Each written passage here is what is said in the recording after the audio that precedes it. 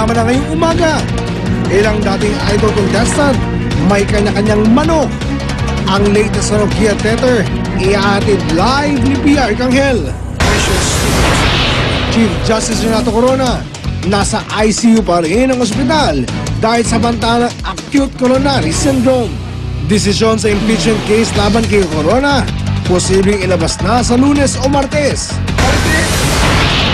Mahigit 200 pamilya nasunugan sa Mandaue, Cebu. Halos 60 tao, karamihan mga bata, na ospital sa Balanga, Bataan matapos kumain ng inilalakong dirty ice cream. At matapos mag-concert sa Pilipinas, Lady Gaga, mainit namang sinalubong sa Thailand. Huwag pauli, tutok na sa unang balita.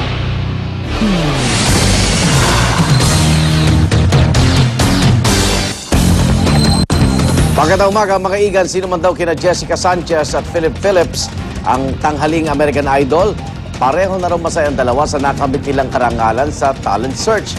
Ang ilang dating American Idol contestant naman, kanya-kanyang manok sa magiging grand winner. Mula sa Los Angeles, California, narito ang report ni Pia Arcangel.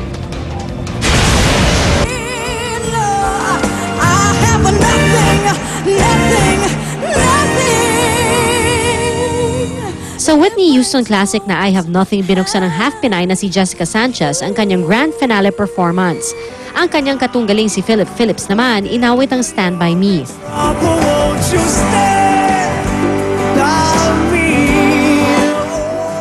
Kapwa producers pick para sa dalawa ang mga awiting ito.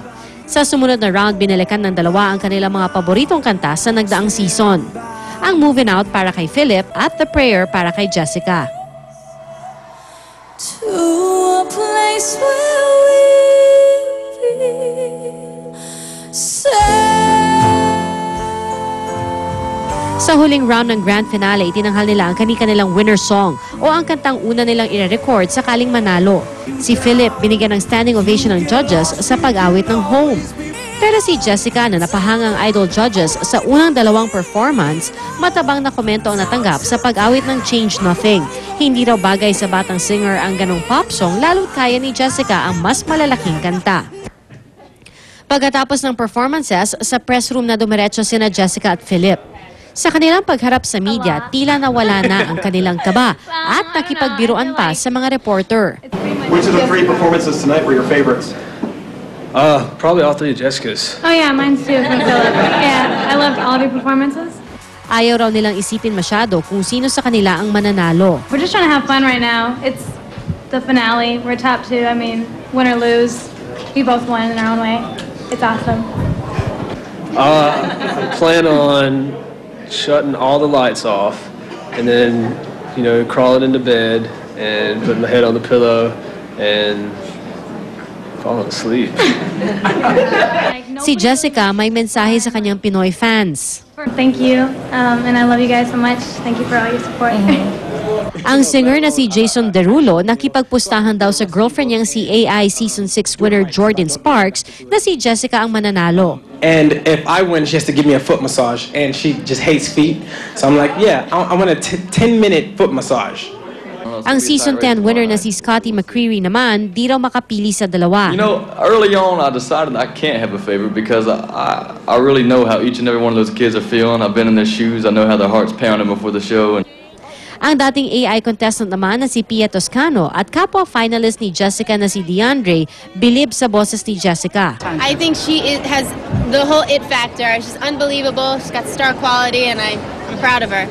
I thought Jessica did really, really great. The prayer was amazing. I really loved it. Gabi na nang matapos ang performance ni Jessica at Philip. Pero tanghali pa lang dito sa LA, mahaba na ang pila ng mga manonood. Ang ilang kababayan nating Pinoy, tuwang-tuwa na nakakuha sila ng tiket. Nanalo po kami nung nag-enter po yung tito ko. Tapos nakuha po kami dito. Kaya sobrang blessing na makakapanood po kami. Galing pang Pilipinas. Suporta. Kanya-kanyang paraan ng pagpapakita ng suporta para kay Jessica. May mga Pinoy na may dalang Jessica Sanchez t-shirt at meron din mga batang may bitbit na homemade poster. Hindi pa man nag-uumpisa ang programa, talagang napakarami na ang nagsasabi na si Jessica ang panalo at kabilang dyan ang mga batang kanina pang nag-aabang at syempre ang mga kababayan natin. Who are you guys rooting for? Jessica! Why do you think Jessica's going to win?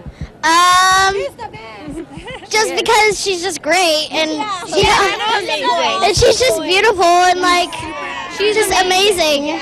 Sounds good. So you'll be voting for her right after the show? Of course!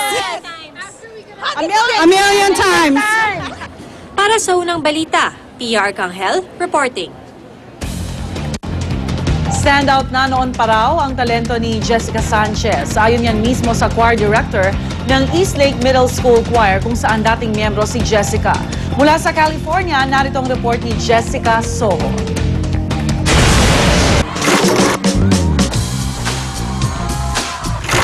It's all over but the voting. Tapos na ang final performances ng Final 2 ng American Idol na sina Jessica Sanchez at Philip Phillips. Buhay na naman ang mga voting at viewing parties dito sa California. Libo-libo kung hindi man milyon-milyong mga daliri ang busy sa online at text voting. Kasama na riyan syempre ang mga tiga Chula Vista dito sa California kung saan nagmula si Jessica. Masidhi ang pagsisikap ngayon ng mga Pilipino dito maging sa iba't ibang dako ng mundo para itaguyod si Jessica Sanchez sa pamamagitan ng kanilang mga boto na siya ang tatanghaling American Idol. Hi, how are you? We're from the Philippines. Oh, you're from GMA. Yeah, we know. Campaign going You know what? We've been to the Filipino, what is it, the Filipino Fair in National City. We were there. Oh, hi. What made you do this? Jessica. You have a placard and Actually, we're from Chula Vista. Jessica from Chula Vista. We're from Chula Vista, and this girl has a voice. Yes. And you know what? Maybe the other guy has all the fanfare and the eyes, but this girl has the talent. Vote for Jessica. Vote for Jessica.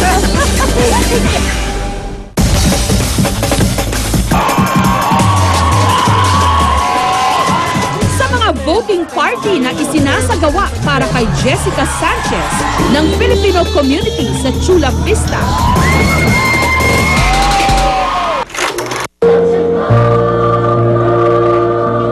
Madalas nagpo-perform ang iba't ibang mga choir.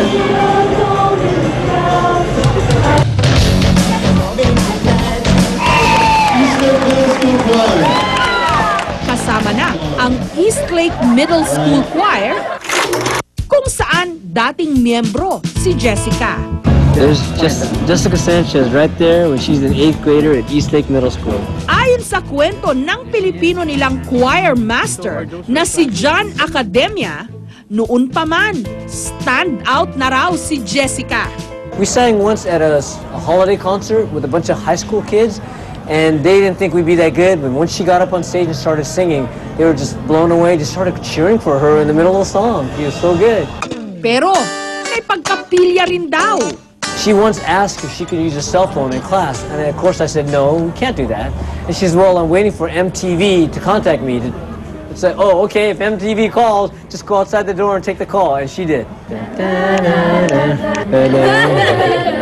Ang mga miyembro ngayon ng Eastlake Middle School Choir, proud na proud sa kanilang alumni.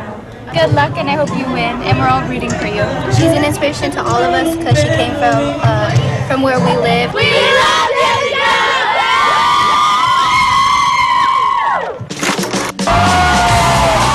At siguradong matapos ang performance ng Last Woman at Last Man Standing sa American Idol, nagsipagbotohan muli ang mga tiga rito at mga naniniwalang si Jessica Sanchez ang dapat tanghaling American Idol. 1866 1866 436 436 5701. 5701. Okay, sinagot na ako nung recording machine, so nakaboto na ako. So that's 1 vote.